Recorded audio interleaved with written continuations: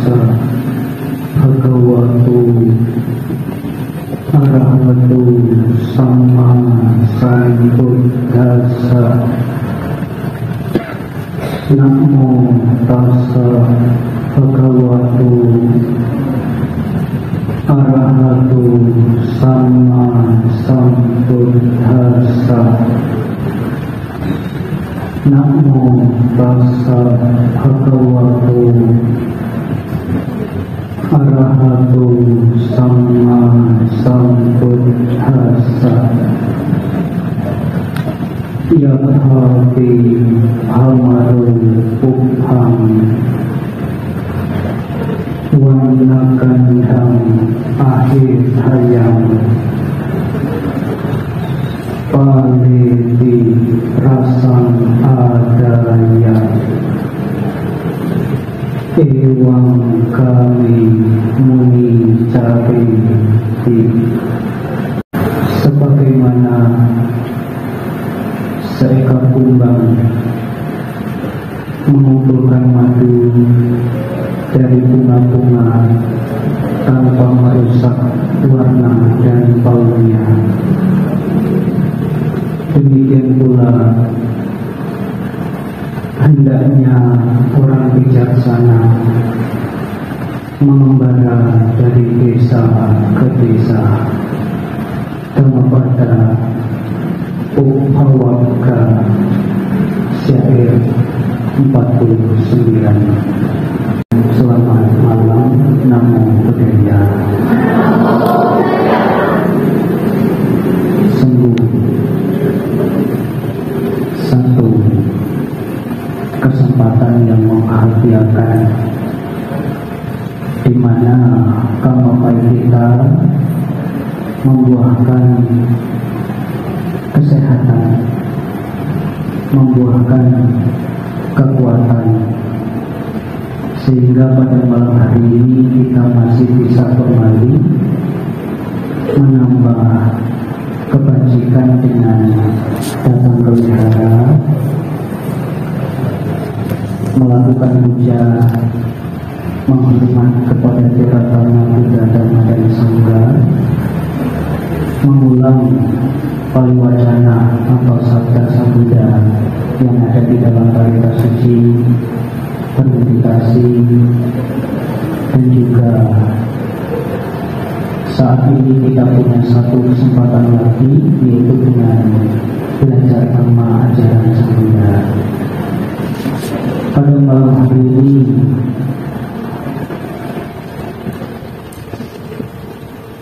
Wihara Dharma Santi menyelenggarakan sanggatana di masa Kartina. Pemimpin puja bakti memimpin upacara dengan sangat baik, membaca pariwacana juga dengan sangat baik. Para upasaka, upasika, serta adik sekalian juga mengikuti jalannya puja bakti yang dirangkai dengan perayaan sanggatana ini juga dengan hikmat, dengan tertib, sehingga apa yang kita upayakan, apa yang kita lakukan pada malam hari ini adalah satu hal yang luhur. Ibu bapak saudara sekalian, seperti telah disampaikan bahwasanya ini adalah puja bakti yang dirangkai dengan perayaan sanggatana di masa Kartina.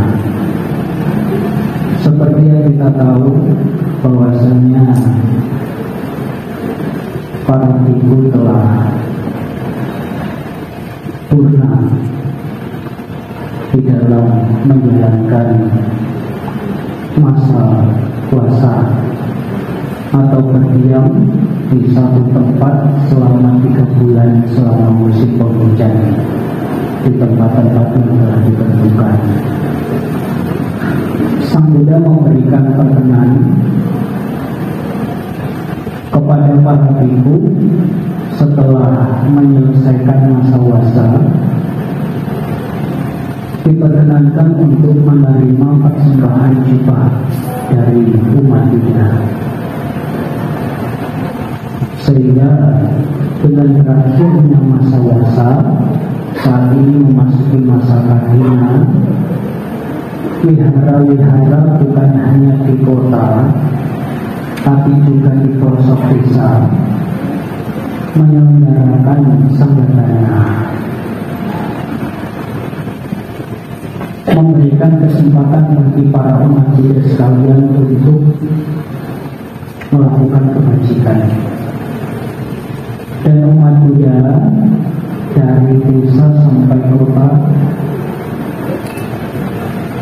dengan penuh keyakinan, dengan sangat antusias juga mengikuti, ikut andil atau berpartisipasi di dalam setiap kegiatan yang diadakan oleh wihara-wihara mengenai atas kebajikan yang dilakukan.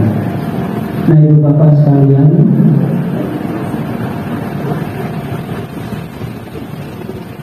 kita mengerti bahwasanya di dalam agama Buddha itu ada 4 hari besar, betul ya? Dan 4 hari besar, hari Waisak, Kasada atau Asaha, kemudian Kahina, dan kemudian juga Mahapuja.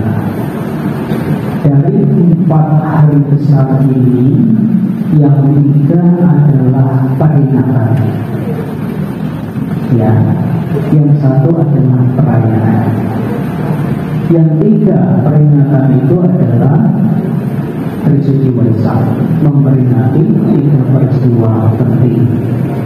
Kemudian Asaha Puja atau hari Asada, memperingati di mana Sang Buddha untuk pertama kalinya memutar roda dhamma, membabarkan dhamma kepada semua makhluk yang dikenal khotbahnya sebagai Dhammacakkappavattana Sutta. Kemudian saat itu juga Sangha terbentuk untuk pertama kali di dunia. Karena Sang Buddha sudah muncul, Dhamma sudah dipaparkan, Sangha sudah terbentuk, maka juga menjadi lengkap telah dilaksanakan. Kemudian Mahapuja memperingati peristiwa penting juga yang terjadi pada saat itu, di mana 1.250 orang bhikkhu semuanya berkumpul, yang kedatangan mereka, kehadiran mereka itu tanpa diundang. Dan kesemuanya itu adalah para bhikkhu yang ditaati sendiri oleh Sang Buddha dengan bhikkhu Upasarpada. Dan mereka semuanya adalah arahat kinasawa, yang sudah tandas habis, habis kotornya hatinya. Ya, kemudian pada saat itu Sang Buddha juga atau para bhikkhu pada saat itu melakukan Wisudi Uposatha, dan Sang Buddha membabarkan Wadapatimokkha. 3 hari besar ini adalah peringatan. Yang 1 yaitu hari Kahina, ini adalah perayaan. Siapa yang merayakan?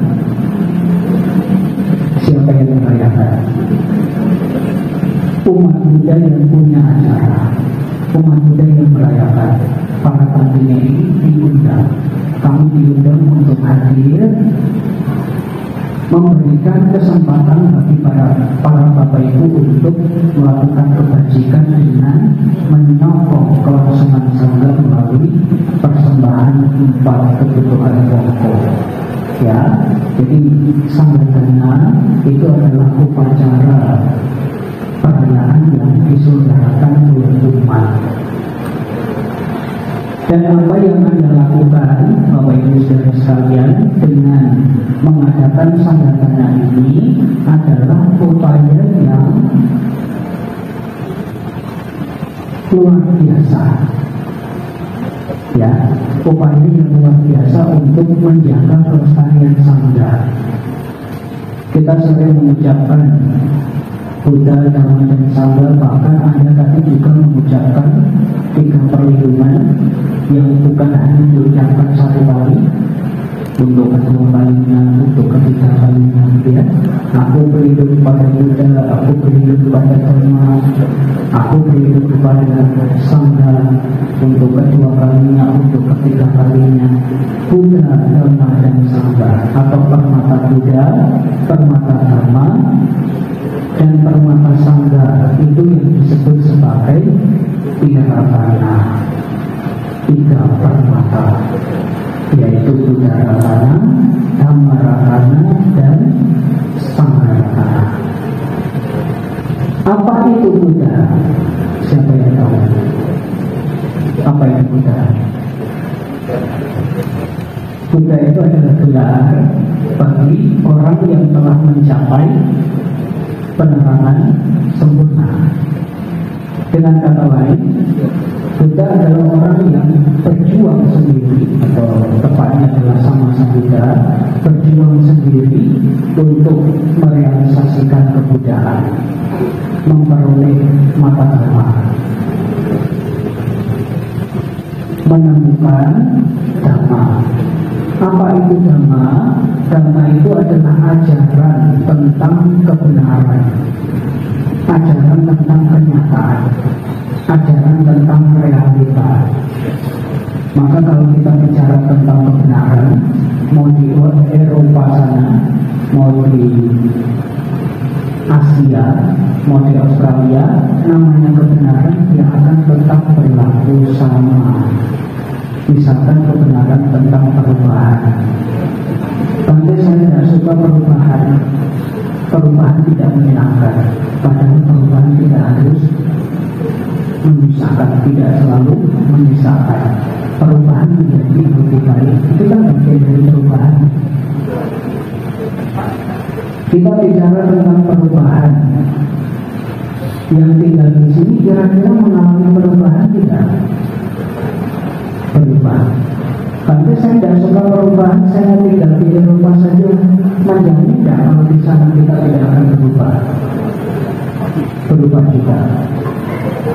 Mengalami usia tua, mengalami penuaan, sakit, bahkan kematian. Ya, salah satunya perubahan. Kemudian yang lain misalkan tentang penderitaan. Tapi kok hidup itu susah. Saya mau tinggal di Eropa saja atau di Amerika, barangkali di sana saya bebas dari penderitaan. Bisa jadi? Bisa. Hidup jadi apa yang enak? Hidup jadi apa yang enak? Jadi pedagang ada susahnya? Ada. Jadi bisnismen ada susahnya? Ada juga. Jadi guru ada susahnya? Ada juga. Jadi murid, jadi pelajar ada susahnya? Ada juga. Hidup jadi apa yang ada susahnya? Inilah kebenaran. Mau dibicarakan di Eropa, di Amerika, di mana saja, namanya kebenaran, diterima atau ditolak, dia akan tetap berlaku sama. Dan inilah yang diajarkan oleh Sang Buddha. Dan kemudian Sangha. Apa itu Sangha? Sangha adalah siswa, para siswa yang berguru kepada Sang Buddha dan menjalankan dhamma hingga pada akhirnya mencapai kebebasan, mencapai akhir dari penderitaan. Ya, jadi Buddha adalah penemu, dhamma adalah ajaran, Sangha adalah siswa yang berguru kepada Buddha dan menjalankan dhamma hingga pada akhirnya mencapai kebebasan. Nah, sekarang menjadi pertanyaan, bagaimana dhamma Buddha Sasana atau ajaran Sang Buddha ini bisa lestari? Bagaimana Buddha Sasana ini bisa bertahan lama?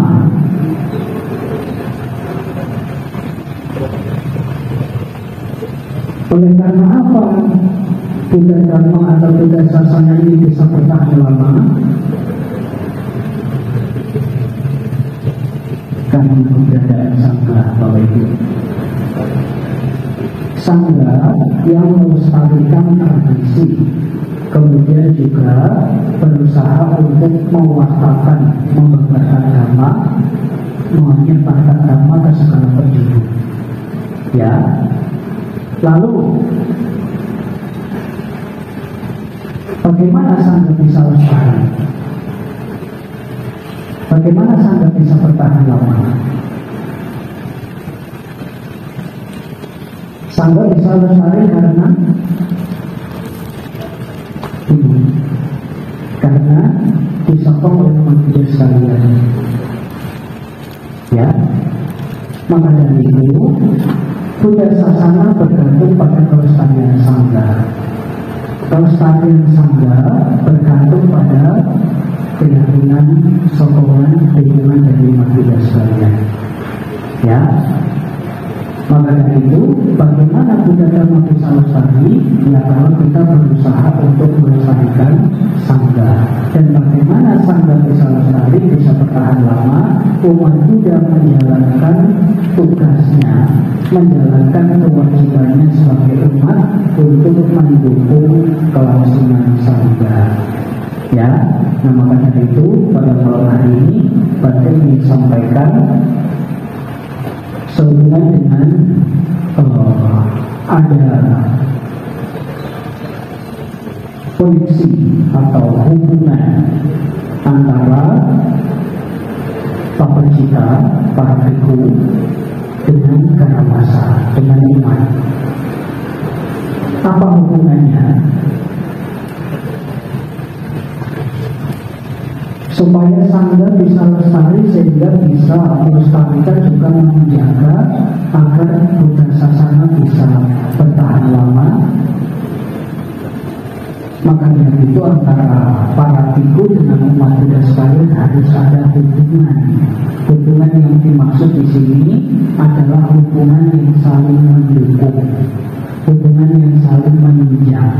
Ya, karena keberadaan para bhikkhu ini ya tidak akan bisa bertahan lama kalau tidak didukung oleh umat.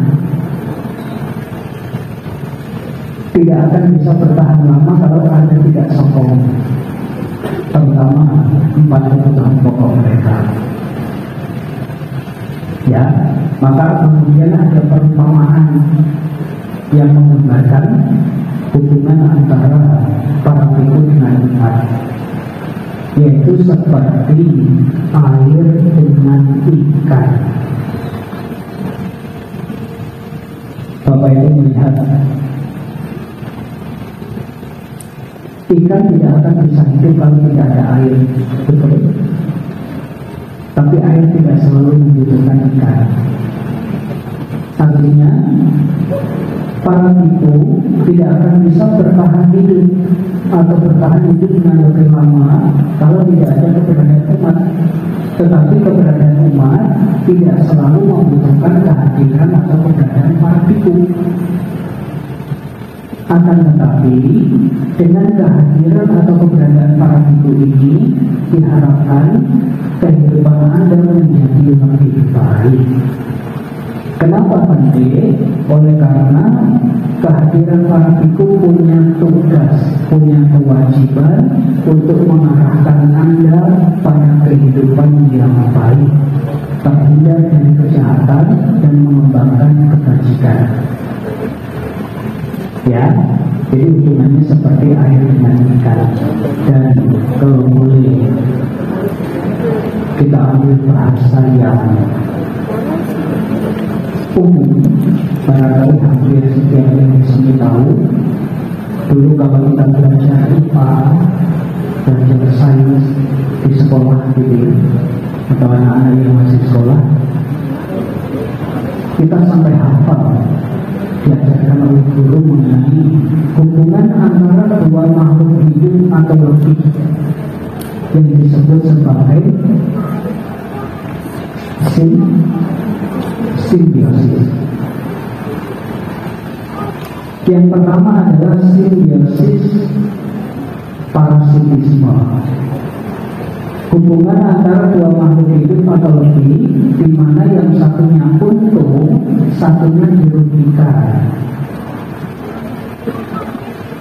Itu yang pertama. Kemudian yang kedua, simbiosis komensalisme.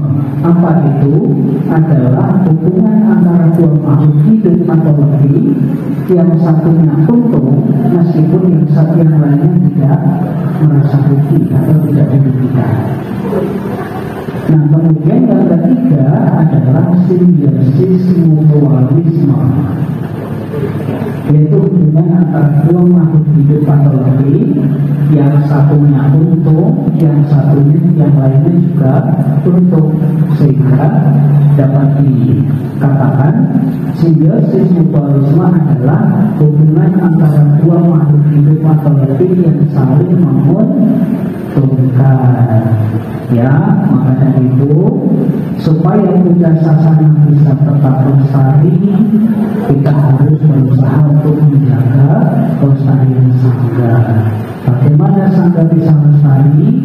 Ya karena kita harus berupaya untuk menjaga hubungan antara para biku dengan umat itu bisa harmonis, bisa saling menunjang, bisa saling mendukung. Seperti tadi disampaikan, meskipun Anda tidak selalu membutuhkan keberadaan para biku, tetapi dengan hadirnya para biku yang mencegah Anda untuk melakukan keburukan dan mengarahkan Anda untuk melakukan kebajikan, dengan demikian diharapkan kehidupan Anda menjadi lebih baik. Ya, oleh karena itu para ibu, bapak, saudara sekalian, sehubungan dengan keterkaitan atau hubungan antara biku dengan umat disampaikan oleh Sang Buddha di dalam Sigalowada Sutta. Atau kadang juga salah satu khotbah Sang Buddha yang ada di dalam tiga nikaya ini kadang disebut sebagai Sigalowada Sutta. Itu cukup populer. Barangkali Bapak Ibu juga sendiri mendengar. Ya, di dalam sutta ini secara rinci, secara detail Sang Buddha menyampaikan salah satunya adalah hubungan sosial kemasyarakatan. Ada hubungan antara guru dengan muridnya, ada hubungan antara ibu dengan umat, ada hubungan antara suami dengan istri, ada hubungan antara majikan atau atasan dengan bawahan, dan lain-lain. Ya, nah, tentu ingin sampaikan tidak semuanya, tetapi tentu ingin sampaikan kepada kita semua kaitannya dengan hubungan antara biku dengan umat. Di dalam sutta ini, Sang Buddha menyampaikan hubungannya adalah tentang kewajiban. Ya, kewajiban. Jadi ada kewajiban yang harus dijalankan, yang harus ditunaikan, baik oleh para biku maupun Anda sebagai umat. Ya, ada 5 kewajiban umat yang harus ditunaikan, harus dilakukan kepada para biku. Apa saja Bante? Berdasarkan Sigalowada Sutta atau kadang disebut juga Sigalaka Sutta. Ya, jadi Sigalowada, Wada itu artinya nasihat. Kemudian yang menerima nasihat itu namanya Sigalaka. Sehingga ini sutta ini atau khotbah ini merupakan nasihat dari Sang Buddha yang disampaikan kepada seorang pemuda yang bernama Sigala atau Sigalaka. Ya, berdasarkan sutta ini, Anda sebagai umat Buddha punya 5 kewajiban yang harus dilakukan kepada para biku. Yang pertama adalah memperlakukan para biku dengan perbuatan yang disertai dengan cinta kasih. Ya, jadi perbuatannya disertai dengan cinta kasih. Anda membantu para ibu ketika baru datang barangkali bawa obat dan lain sebagainya. Dengan penuh cinta kasih Anda membantu membawakan obatnya, gitu ya. Nanti biar saya saja yang bawa. Atau dengan hal-hal yang lain, misalkan Anda memberikan persembahan kepada para ibu ya dengan penuh hormat, bukan dilempar. Ya, dengan penuh hormat itu artinya Anda memperlakukan para ibu dengan cinta kasih melalui perbuatan. Ya, misalkan ketika sesi sama di sana seperti ini, Bapak Ibu juga bisa dengan perbuatan yang didasari oleh cinta kasih menunaikan kewajibannya sebagai umat ketika mendengarkan dhamma itu dengan sikap duduk yang penuh hormat. Ya, salah satunya ketika mendengarkan dhamma Anda tidak dengan posisi merangkul lutut, gitu ya. Itu sebetulnya Anda sudah memperlakukan para ibu dengan cinta kasih. Kenapa berarti? Karena sebetulnya para ibu tidak diperkenankan untuk membabarkan dhamma kepada orang yang tidak sakit tubuhnya merangkul lutut. Karena itu dianggap sebagai sikap yang tidak hormat dengan dhamma. Karena yang disampaikan adalah dhamma.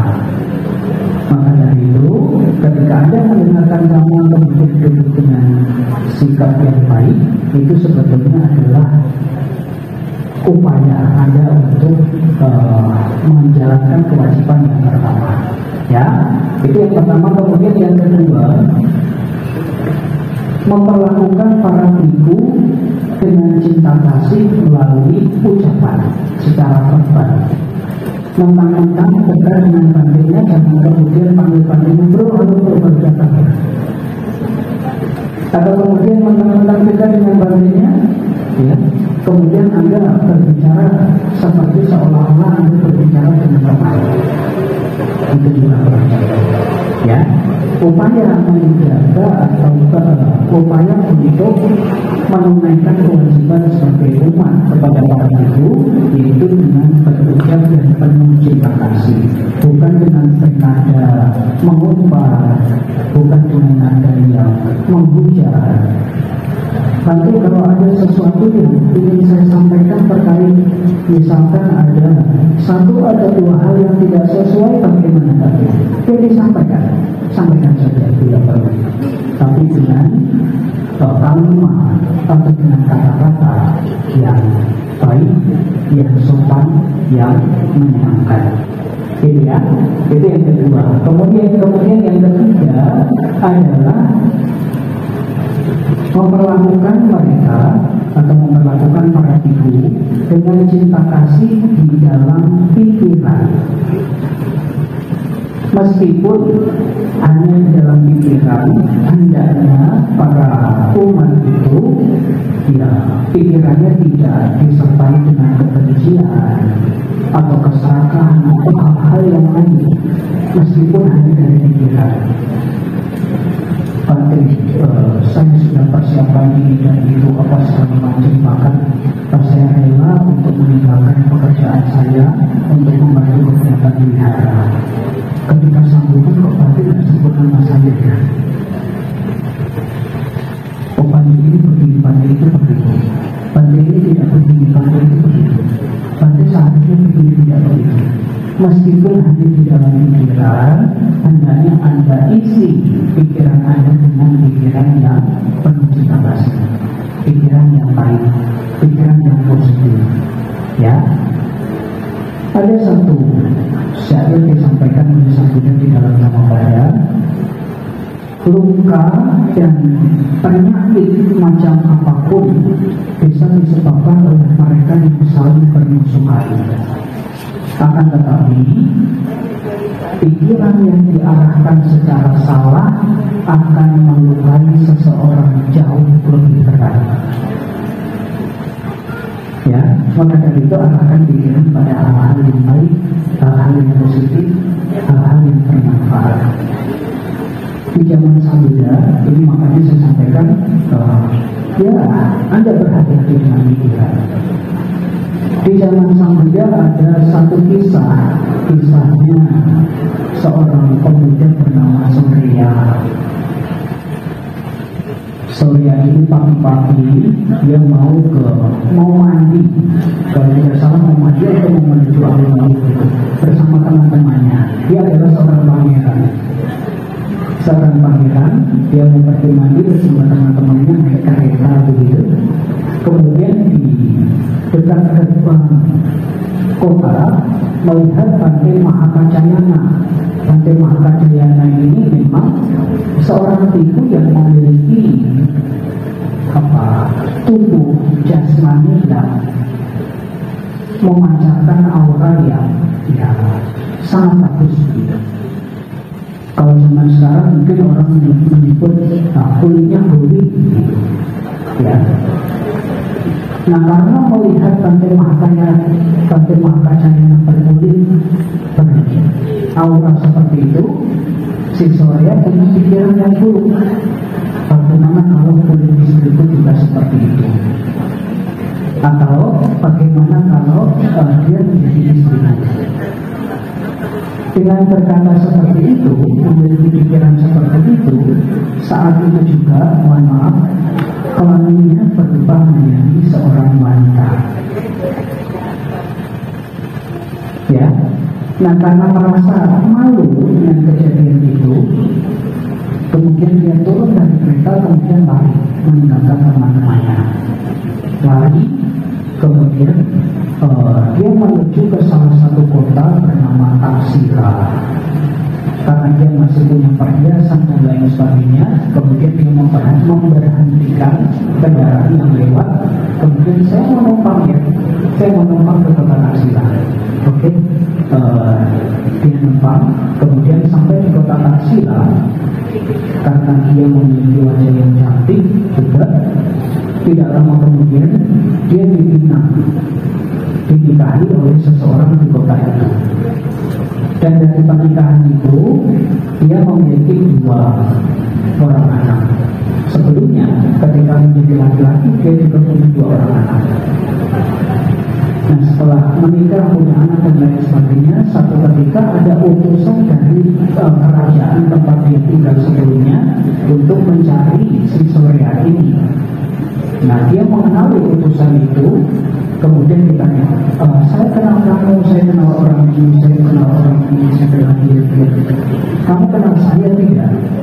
Utusan itu mengatakan bahwasanya dia tidak kenal.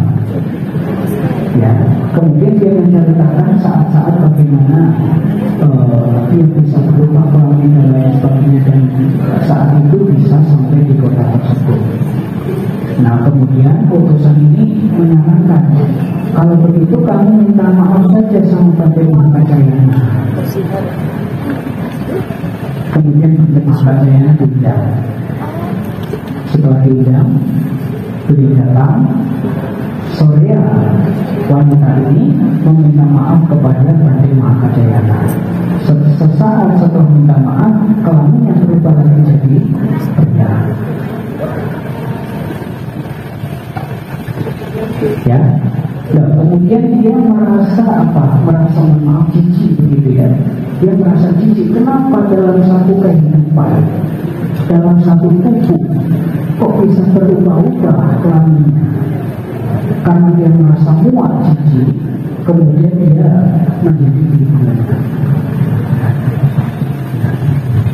Nah, setelah menjadi biku, dipelihara dengan para biku yang lain, dia dididik terus, ditanya-tanya, dibully, ditanya-tanya, mana yang kamu cintai? Anak-anak ketika kamu masih jadi pria, atau anak-anak ketika kamu jadi wanita? Dia menjawab, yang paling saya cintai adalah anak-anak yang lahir dari rahim saya. Terus diulang pertanyaan itu beberapa hari, setiap hari diulang. mana yang kamu cintai? Hingga pada akhirnya dia merasa malu, dan karena terdesak oleh rasa malu itu, muncul dorongan batin sehingga dia berlatih dengan sungguh-sungguh dan mencapai tingkat kesucian arahat. Gitu ya. Nah kemudian sekarang ditanya oleh para guru juga, mana yang kamu lebih cintai, anak-anak ketika kamu jadi pria atau anak-anak ketika kamu jadi wanita? Sekarang jawabannya lain. Saya tidak memiliki cinta secara khusus. Maksudnya cinta yang dia miliki adalah cinta yang universal. Lah kemudian para biku, ini pasti bohong, kok jawabannya lain. Disampaikan kepada Sang Buddha. Disampaikan kepada Sang Buddha bahwasanya ya apa yang disampaikan dia memang benar. Karena sekarang dia sudah tidak memiliki rasa sayang atau rasa cinta yang khusus, yang bersyarat, gitu. Dia memiliki cinta yang universal. Dan kemudian setelah itu Sang Buddha menyampaikan bahwasanya bukan karena pertolongan ibu, ayah, ataupun sanak keluarga, tetapi pikiran yang diarahkan secara baik yang akan mengangkat derajat seseorang. Ya, itu sehubungan dengan kewajiban yang ketiga melalui pikiran yang disertai dengan cinta kasih. Kemudian kewajiban yang keempat adalah membukakan pintu bagi mereka. Artinya kalau zaman dulu para biku itu kan mengumpulkan makanan dengan berkunjung dari rumah ke rumah, sehingga sudah menjadi kewajiban mereka untuk membukakan pintu dan mempersembahkan makanan.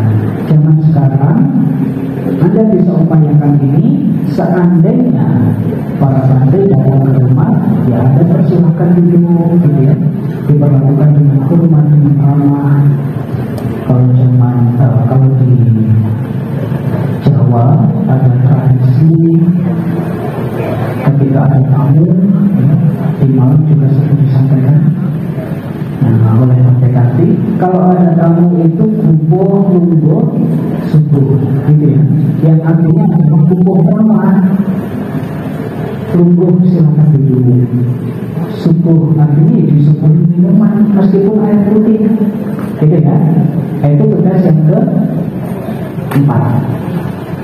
Kemudian tugas yang kelima yang mesti ditunaikan oleh umat Buddha kepada para biku adalah menunjang kebutuhan mereka di waktu-waktu tertentu.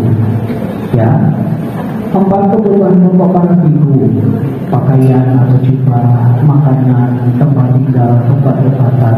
Ini kebutuhan sama seperti Anda sebagai rumah tangga juga punya kebutuhan. Sebagaimana dulu kita belajar di IPS, kebutuhan pokok, kebutuhan primer manusia itu ada sandang, pangan, dan papan. Sama, jiwara sandang, pangan 3 kata, papan senasana, ditambah lagi obat-obatan saja. Ya, jadi kalau ditanya,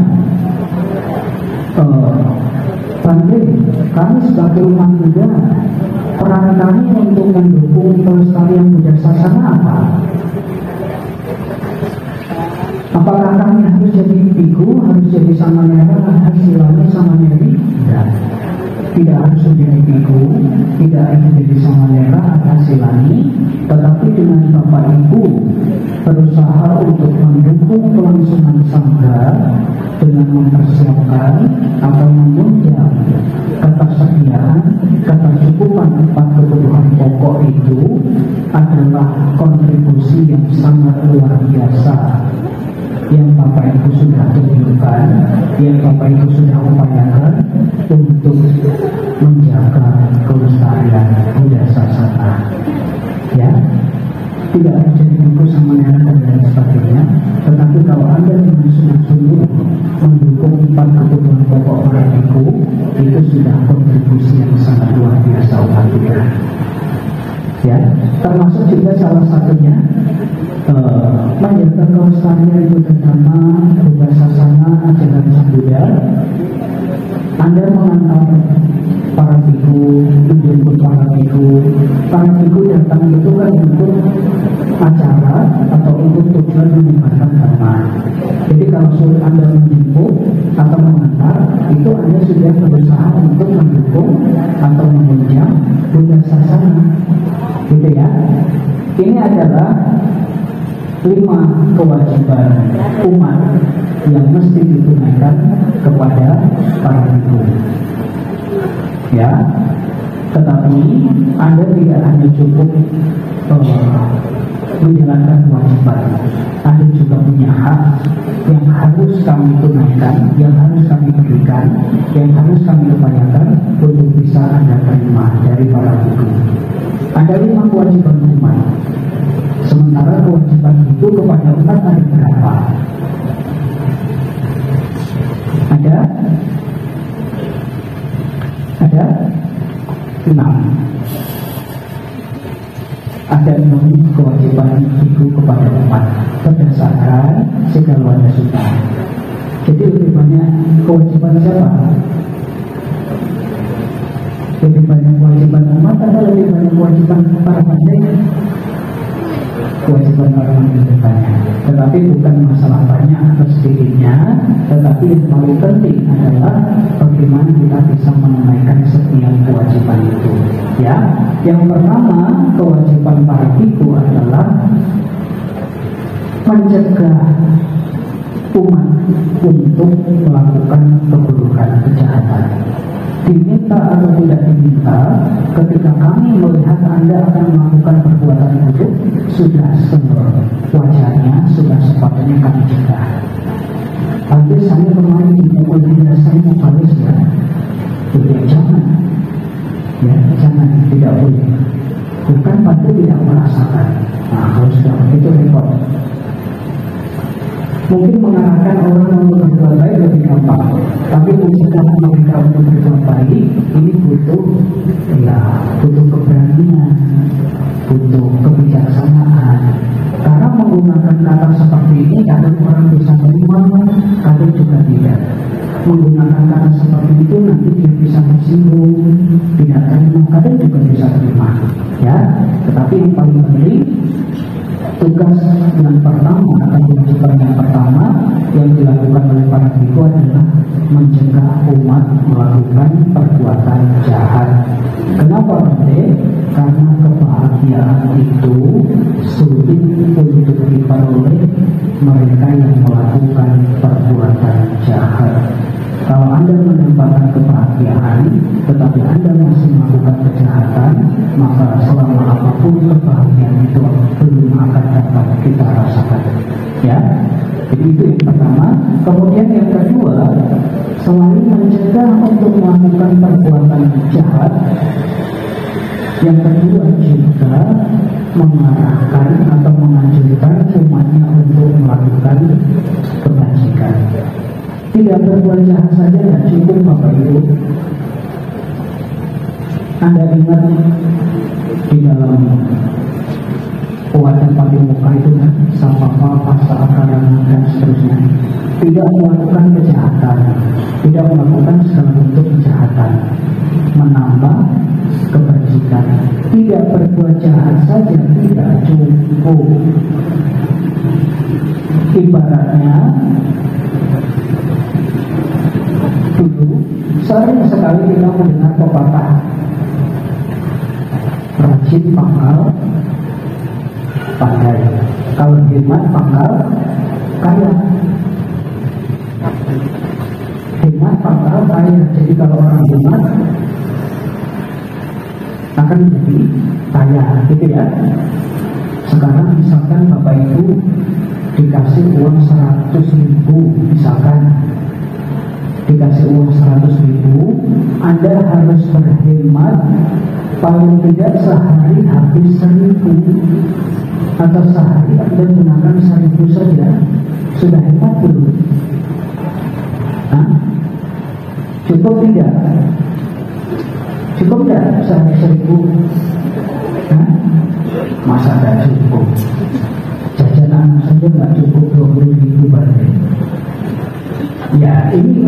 gambaran saja ya, kan misalkan tadi 100.000 Anda diminta harus sangat berhemat sehingga sehari habis 1.000 saja, sehingga 100.000 habis untuk 100 hari, itu sudah paling hemat.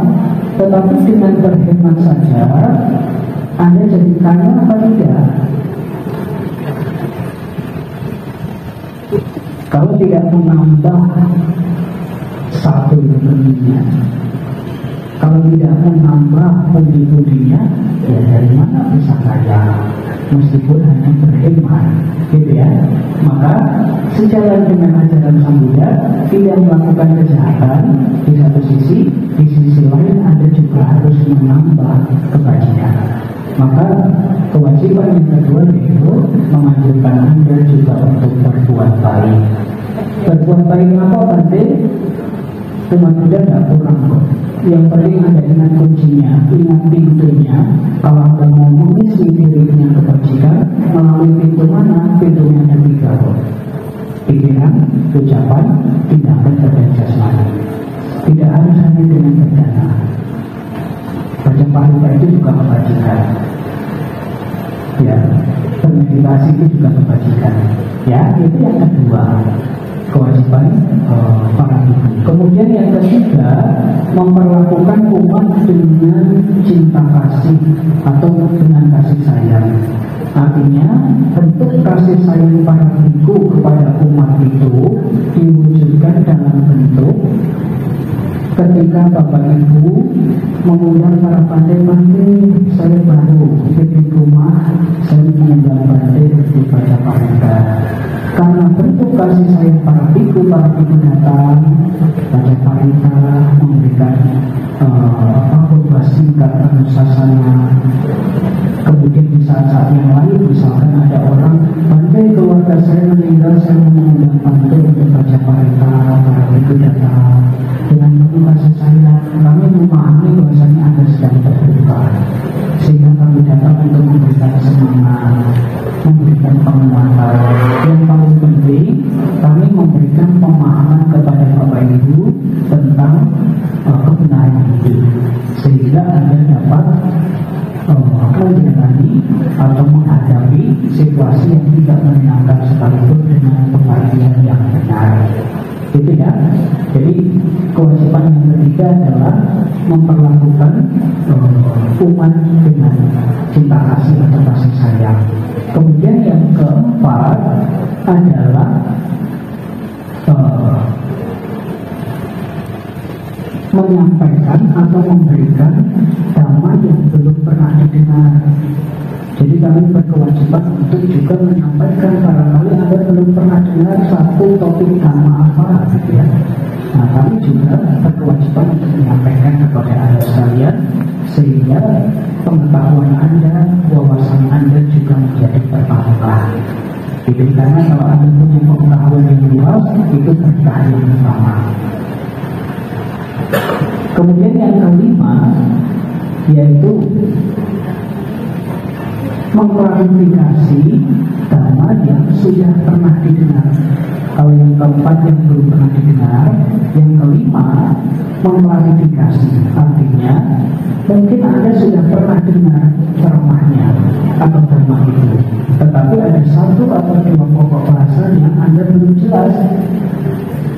Sehingga kalau Anda belum jelas, kemudian ada kesempatan, berarti saya mau tanya, berarti wajib untuk, berarti berkewajiban untuk mengklarifikasi, memberikan penjelasan kepada Bapak Ibu sekalian, gitu ya, sehingga tidak menjadi ragu-ragu lagi. Itu yang kelima. Kemudian yang keenam, kewajiban terakhir para ibu kepada umat Buddha adalah menunjukkan jalan ke surga. Ya. Menunjukkan jalan ke surga. Apa jalan ke surga nanti? Jalan ke surga atau masuk kembali ke alam-alam bahagia adalah dengan melakukan kebajikan. Ya, maka dari itu Anda harus ingat, Kenapa ada makhluk-makhluk bisa lahir di alam menderita? Siapa yang membuat Anda sedih? Siapa yang membuat satu makhluk bisa lahir di alam menderita? Siapa yang menyebabkan misalkan suatu makhluk lahir kembali di alam menderita? Siapa? Diri sendiri. Anda harus ingat itu saat Sambudaya, bagaikan karat yang timbul dari besi. Apabila sudah timbul, akan menghancurkan besi itu sendiri.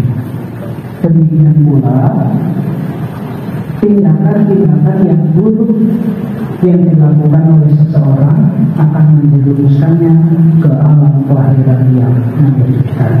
Maka dari itu, kalau kita tidak ingin lahir di alam menderita, sebaliknya kita ingin lahir di alam yang bahagia, upayakan pikiran, ucapan, dan tindakan selaras pada hal-hal yang wajib.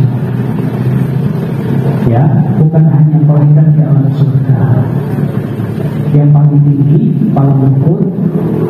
Anda menjadi umat Buddha tujuannya untuk apa? Jadi umat Buddha tujuannya untuk Anda belajar dhamma untuk apa?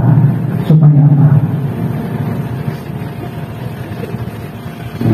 Ternyata umat Buddha juga masih bingung ya, tujuannya kemana. Ya kalau misalkan pesawat itu mau terbang dia bingung tujuannya belum jelas, kira-kira nyasar ya? Pelan-pelan ya. Nah, maka dari itu Anda juga harus punya tujuan yang jelas. Saya belajar dhamma supaya apa? Supaya apa? Anda belajar dhamma supaya Anda bosan. Ya, belajar dhamma supaya bosan. Bosan kenapa Bante? Bosan menderita. Kalau Anda baca Parita itu sampai sangkara